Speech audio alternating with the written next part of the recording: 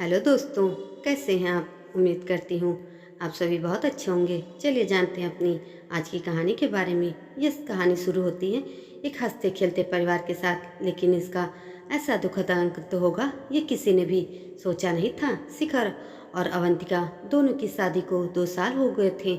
आज ही शिखर के छोटे भाई रौनक की शादी पक्की हो गई थी। अमृता और रौनक दोनों एक दूसरे से प्यार करते थे।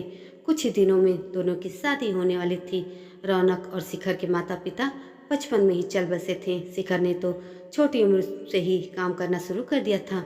उसका बस एक ही सपना था, अपने साथ साथ रौनक को भी पढ़ा लिखा कर काबिल बनाना। शिखर का सपना आज पूरा हो गया था। रौनक एक बहुत बड़ी कंपनी में मैनेजिंग डायरेक्टर जो बन गया था। आज अमृता जिसे वह बहुत चाहता था वह भी उसकी जिंदगी में आने वाली थी। अवंतिका, शिखर और रौनक तीनों अमृता के घर पर बैठे हुए थे, शादी की बात कर रहे थे। सारी बातें तय होने के बाद तीनों उठकर खड़े हो गए। शिखर ने अमृता के पापा से कहा, अंकल आप शादी की तारीख निकलवा लीजिए। और हाँ, हम शादी बहुत ही सिंपल तरीके से करना चाहते हैं, तो आप ज़्यादा परेशान मत होइएगा। शादी का सारा इंतजाम मैं देख लूँगा।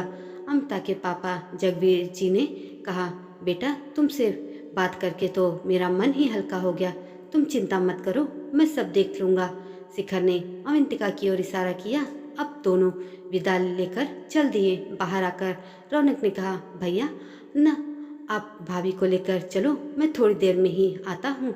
यह सुनकर शिखर ने उसे घूरते हुए कहा, तुझे पता है ना रात कितनी हो गई है, सुनसान रास्ता है और जंगल भी तो है रास्ते में, चल हमारे साथ। तब अवंतिका ने कहा, ओफो आप भी ना ओल्ड फैशन हो, इसे थोड़ा टाइम दे दीजिए। अमृता के साथ बिताने के लिए आज इन दोनों की जिंदगी का बहुत बड़ा दिन है। यह सब सुनकर शिखर हंसने लगा। रौनक को वहीं छोड़कर दोनों वापस चल दिए। शिखर जल्द ही से जल्द घर पहुंचना चाहता था, क्योंकि रास्ते में का कुछ हिस्सा जंगल से ही होकर गुजरता था, जहां पर कोई स्ट्रीट लाइट भी नहीं थी। शिखर बहुत संभाल कर गाड़ी चला रहा था। फिर शिखर ने अपनी पत्नी अवंतिका से कहा, तुम जानती हो अवंतिका, मुझे अपनी शादी की जितनी खुशी हुई थी उससे ज़्यादा आज हो रही है। ऐसा लग रहा है जैसे मेरा हर सपना पूरा हो रहा है।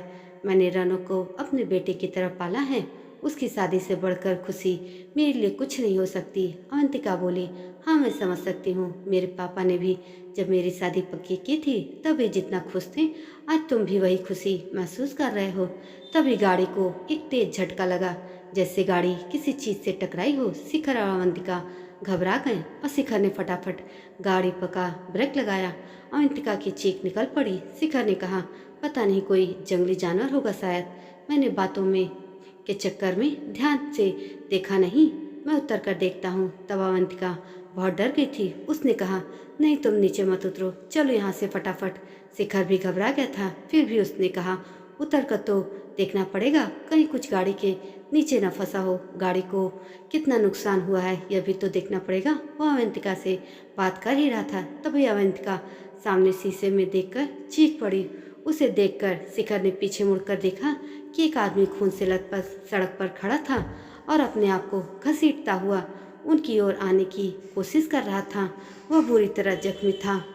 शिखर और अवंतिका पूरी तरह घबरा गए थे। शिखर उतरकर उसके पास जाना चाह रहा था, लेकिन अवंतिका ने चिल्लाते हुए कहा, भागो यहाँ से, तुमने एक आदमी को उड़ा दिया है, पुलिस केस से हो जाएगा। घबराहट में शिखर ने भी गाड़ी भगा दी। फिर उसने सामने शीशे में देखा, वो आदमी गिरा पड़ा था और खड़े होने की कोशिश कर रहा था और हाथ जोड़कर मदद के लिए पुकार रहा था। शिखर घबराहट में गाड़ी भगाता हुआ बहुत दूर निकल गया। अवंतिका भी रो रही थी। शिखर ने कहा, हमें शायद उसकी मदद करनी चाहिए थी, हमें उसे अस्पताल ले जाना चाहिए था, वह तो मर जाएगा। अवंतिका ने कहा, तुमने देखा नहीं, उसके ऊपर गाड़ी चढ़ गई थी, वो तो बचेगा नहीं, अगर अस्पताल ले जाते तो तुम फंस जाते।